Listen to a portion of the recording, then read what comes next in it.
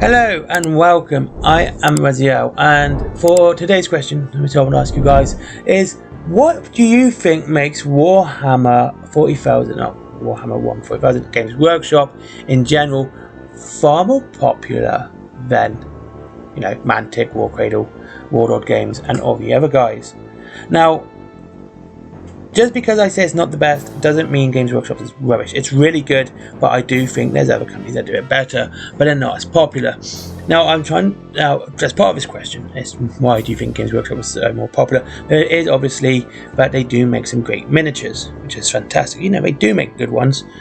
So that is that point. But to me, there's going to be something else, because there are better miniatures out there, such as to me, Warcradle do some of the best looking same scale as 40k, and their Wild West Exodus models are absolutely fantastic. I think they're really good, they're well detailed, and around about the same price, so price is not an issue. Now, another thing, I think one of the most important thing, is the visibility of Games Workshop. Now, here's a couple of firsts. My first time I played Warhammer 40k properly, I gotta say properly, was like my birthday. I got the 2nd edition starter set, and that's when I first played it properly. However, I had played it prior. I played Tyrannid Attack. That was the first time I played it, and you might think, oh, that's nothing, right? Well, I lived right out in the sticks, so this wasn't somewhere I could just walk in, or anyone could just go in and get a Warhammer game, because it just wasn't available. We had to go travel quite a distance out just to do our shopping. So yeah, there was that. So Games Workshop was basically somewhere which was quite available back then. And to further this, there's this you could get Warhammer Fantasy Battles in Argos.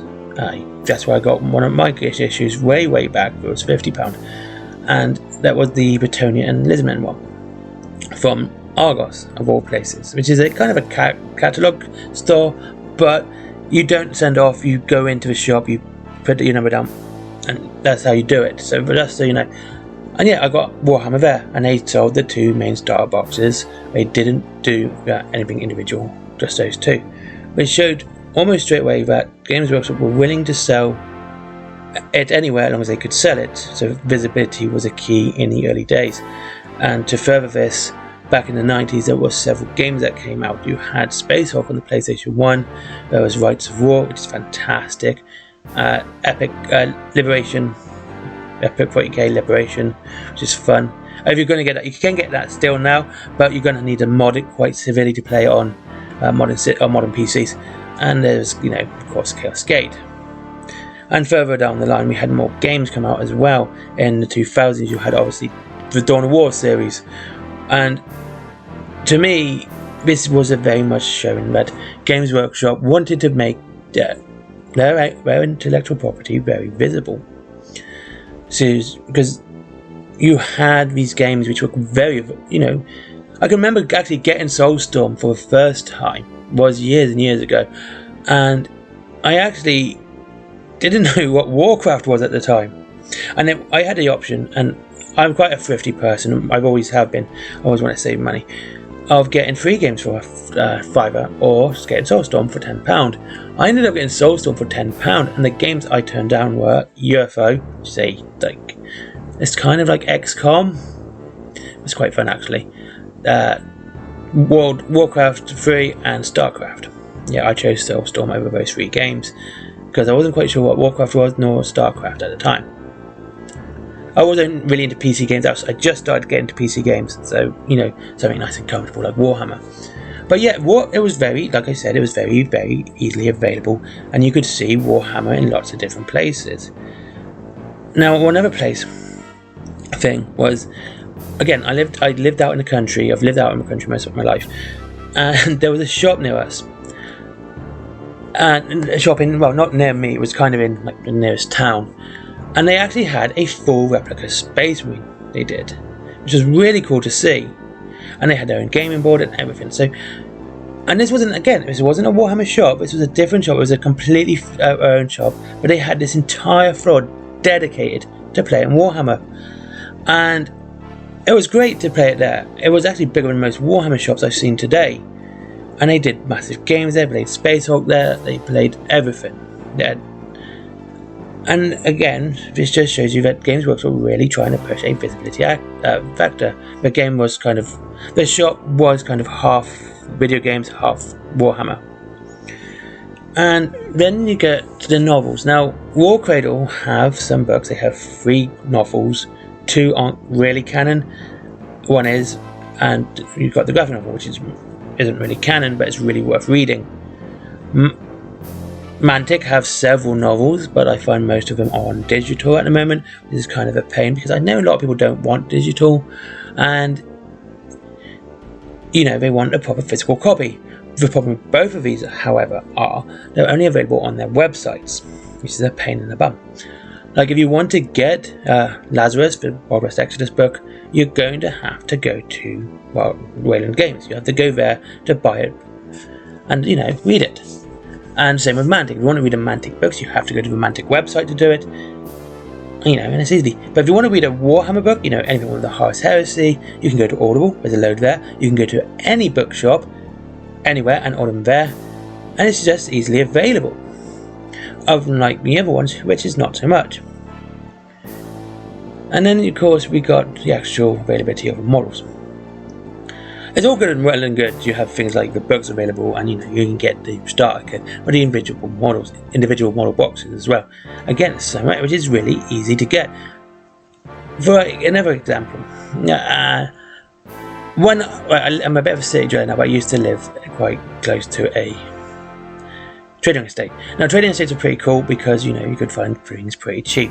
Now, Mantic and War Cradle and Warlord Games not so much, but Mantic and War Cradle most particularly, and most other tabletop games, I would have to go to a trading estate to buy, those models, or order them online, as well.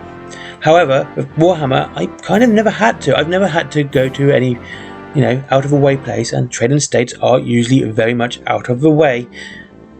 I could go to loads of shops. Well, you obviously had the Warhammer shops as well, but games sold Warhammer for a while. Actually, loads. I don't think there's a model shop or toy shop that doesn't sell Warhammer, especially model shops that don't sell Warhammer at all. They sell their Airfix and everything else, but I'm yet to see one that doesn't sell Warhammer.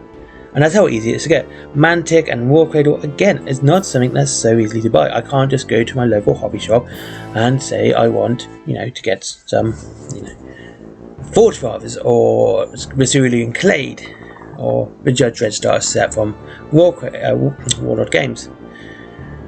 So Games Workshop have been managed to make, their part of the hobby incredibly accessible, and it really is easy to get. Where other companies, such as, this isn't anything against them, I can understand why, because obviously some shops don't think they can sell it, and there is a risk on both parties for them to be made in mass and produced and sold out on other places, because if it doesn't sell, someone's going to lose money, and it can cause a lot of issues. And Warhammer is a pretty big name. And according about big names, I also realised that it actually does a lot better than Star Wars Legion. Star Wars obviously is a far more recognisable brand than Warhammer. I know Warhammer is very recognisable. I'm going to use the term Warhammer to cover Games Workshop branding. Okay, it's obviously very recognisable, but Star Wars is far more recognisable to date. Almost everyone knows what Star Wars is. Okay, where you may still get some people who have heard of Warhammer but are not quite sure what it is. But with Star Wars, they're pretty going to be clued up on what it is. It is a very big brand, and it covers almost everything. I don't think there's anything that Star Wars doesn't do, including fruit, and I'm not joking. So that's what my idea. So to me, I think Warhammer is more popular because it is more visible. It's a very visible tabletop game. It's probably more visible than Dungeons and Dragons here in the UK, but again, that is probably more to do with the fact that Games Workshop is a UK company and Wizards of the Coast is not. So there you go. That's just my. So what do you think? Why do you think Games Workshop is so popular? What's your opinion on this matter? Anyway, thank you very much for watching. I hope you all have a very good day. I do. and I'll see you all again soon. Links to Wayland Games down below as always, and I'll see you in the next one. Links to Forbidden Planet as well, because they sell Warhammer, and my merchandise and my comics as well, and of course Patreon. But as always, make sure you treat yourself to something nice rather than just giving me money. Thank you. Have a great day.